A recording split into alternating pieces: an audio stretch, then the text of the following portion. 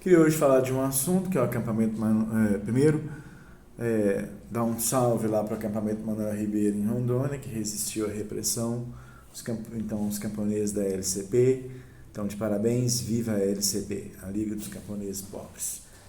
Então, essa introdução, ela é bem sintomática de que o assunto de hoje ele não foi superado, né?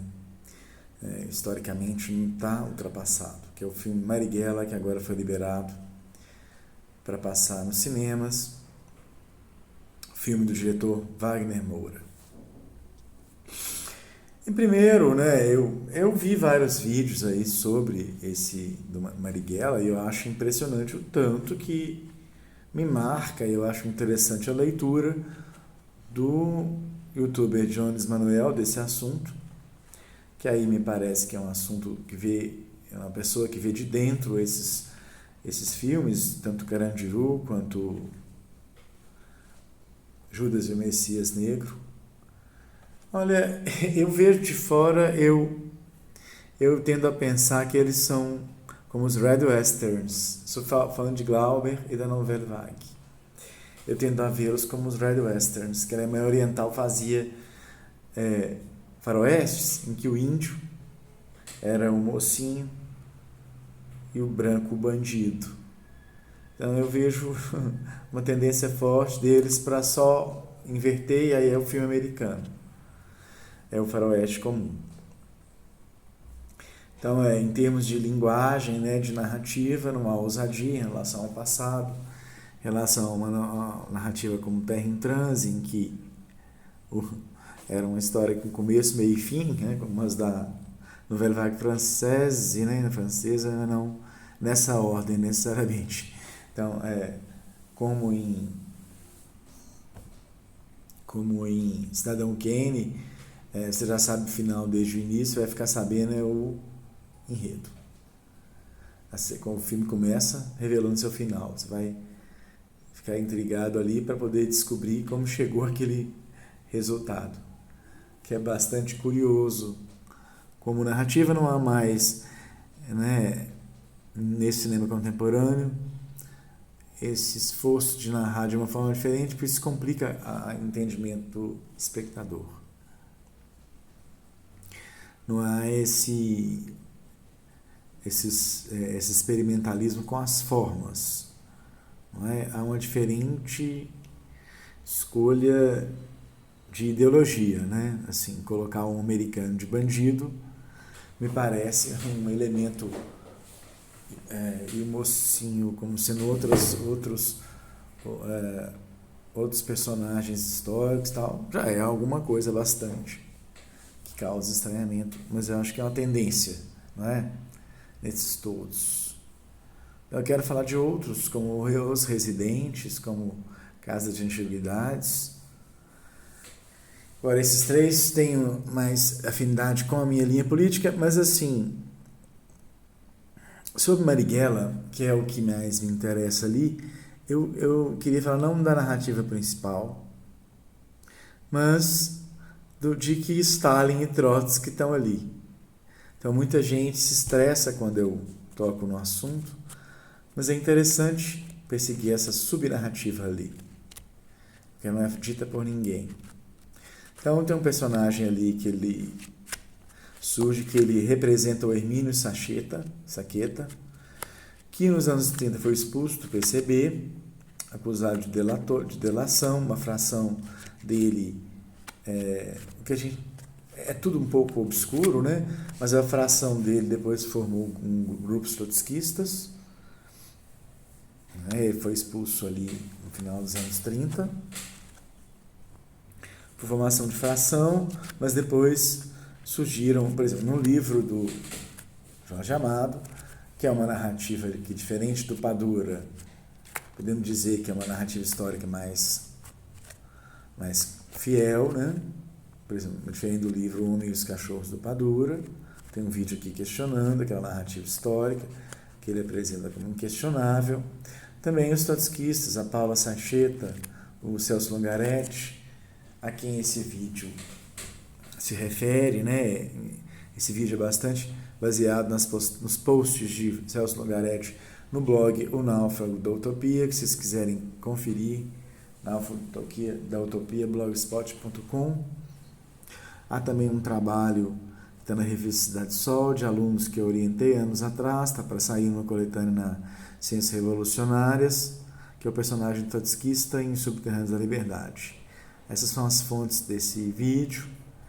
Então vamos. Marighella, segundo um outro documentário da Isa Grispun, nos anos 30 e 40, foi um defensor do Stalin e criticou Antônio Cândido, por exemplo, que aparece falando, né, nesse documentário da Isa Grispun, que Marighella, na revista Fundamentos, o atacava como um trotskista. Na época era um ataque pesado. Ao contrário de hoje, né? Que a hegemonia é das explicações trotskistas liberais sobre o século XX. Então o Saqueta, né, foi expulso, acusado de trotskismo e de delator, de delação para a polícia. Então o Celso Pungaret, ele não aceita essa versão, ele combate, né, nos seus posts.